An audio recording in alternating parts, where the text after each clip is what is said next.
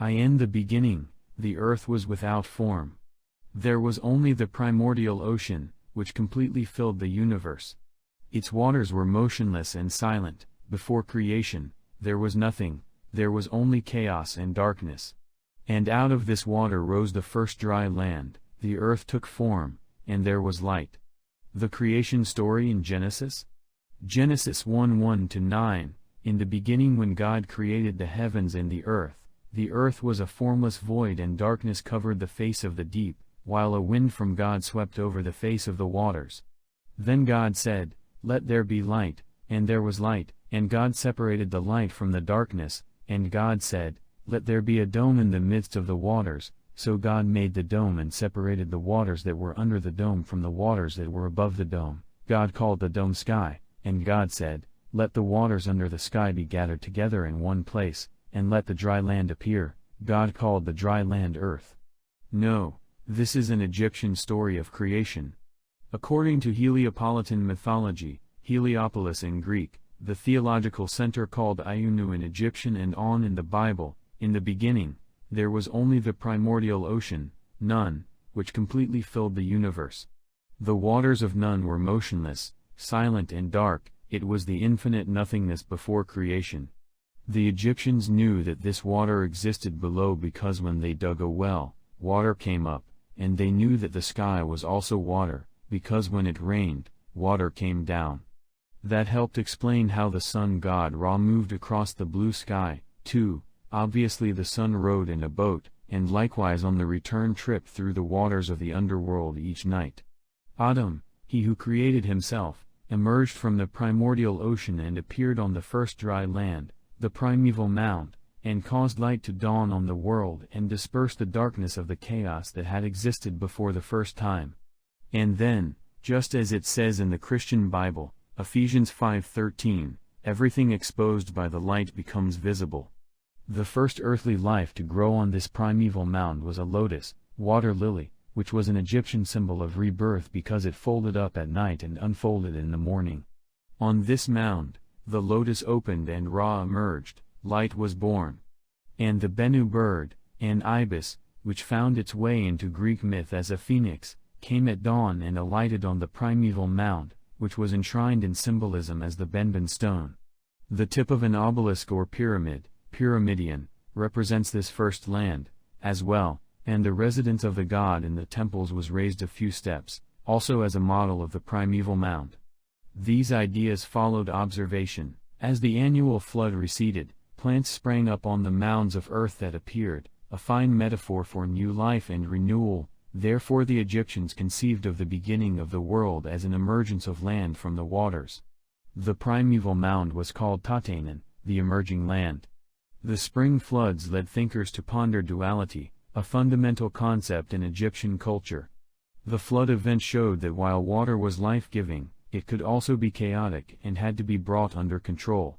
So a thing could be good or bad, both of which were aspects of it. There is no light without darkness first. There is no ongoing life without death first. The paramount principle of Egyptian culture was order, motto concept embracing truth, justice and order in Egypt as a necessity of establishing and maintaining order in the universe. Order subject to the delicate balance of duality. The first and most obvious metaphor for that idea was very close at hand, the desert just beyond the fertile land, with almost no transition zone between them, a clear matter of either or. A cobra on a king's crown meant both deadly potential and protection. The same water that sustains you can drown you. Dualities were complementary, and had to be kept in equilibrium. So it is conceivable that in the struggle between good and evil, or truth and falsehood, order may be threatened. The good depends on ethical behavior, and it is at risk of being overcome by evil, injustice or falsehood. This is ethical dualism, a struggle between a good principle and an evil principle, which became the basis of Zoroastrianism in the 6th century B.C., and found its way into Judaism and then Christianity, evident in the struggle of God and Satan. Zoroastrianism was of Persian origin and the Hebrews encountered it in Babylon during their captivity there. That is a long way from Egypt, but wait, Much later on we will see how such ideas might have gotten juxtaposed. God said, "Let there be land," and there was land. God said, "Let there be light," and there was light. God spoke, and it was so. With his authoritative utterance, God created the world, the seas and the dry land, the sky and the order of the universe. Was this the Creator God of Genesis 1? God said, "Let there be light," and there was light, and God said, "Let there be a dome in the midst of the waters," and God said, "Let the waters under the sky be gathered together in one place, and let the dry land appear." No, it was Ptah, the Creator God of Memphis, Men-Nefer, Hut-Ka-Ptah, and in Hermopolis, Kamenu, it was Thoth, Jehudi. The God spoke, and it was so. It was this divine authoritative utterance, that broke the silence of chaos and created the world. The creation story of Heliopolis, Iunu, was even earlier, and the god Atum called the air Shu, and he called the earth Geb, and he called the sky Nut. This also resonates with the Gospel of St. John in the New Testament, of course, John 1:1-3, "In the beginning was the Word, and the Word was with God, and the Word was God. All things came into being through him." It seems unlikely that John got any of this directly from Egyptian sources, but the idea of the Word as the agent of creation does sound familiar. It is more likely that this kind of thought and expression was simply part of the Mediterranean mentality. But then again, the New Testament was written in Greek, and the Greeks did occupy Egypt for 300 years. So perhaps the notion of the Word was widely shared. It must be noted too that the Apostle Mark was reported to have gone to Egypt in the 1st century, sometime from 50 to 64 A.D., to preach, and became the first patriarch of the Coptic Christian Church, so it is certainly conceivable that Mark, too, may have picked up some Egyptian ideas. Now back to Memphis. In Memphite theology, Ptah had two key aspects, Sia, mind, and Hu, tongue. The priests in Memphis held that Ptah, the god of craftsmen, envisioned creation in his mind and then created it by speaking, giving all things names. Thus creation was a matter of realizing pre-existing potential. Sia was divine intelligence, wisdom and perception, the potential for being, not yet realized. Hu was the authoritative utterance, the power to command, to turn potential into reality, and above all, the power to create order out of chaos. Ptah had the power to command and make it so. Put divine intelligence and authoritative utterance together and you have creation. It applied to the earthly king, as well. The king, son of Ra and descendant of Horus, was believed to possess Hu and Sia, divine utterance and divine knowledge, Shaw, p. 19. Roman Catholic doctrine has its counterpart in the term ex cathedra. When a pope speaks ex cathedra, from the throne, he is speaking infallibly and his words are supposed to be accepted by all Catholics. The Egyptians would add ma'akeru, true of voice, to emphasize the perfection of the utterance. Ptah also created the ethical order of things, he was the God of truth, true of voice. In the Bible, remember that Aaron also was true of voice, he was able to get things done with the power of the spoken word. Moses put him in charge because he could speak well. If they were going to create a nation, they needed someone who could use oratory to turn the idea into reality, the word as creative force, the agent of order.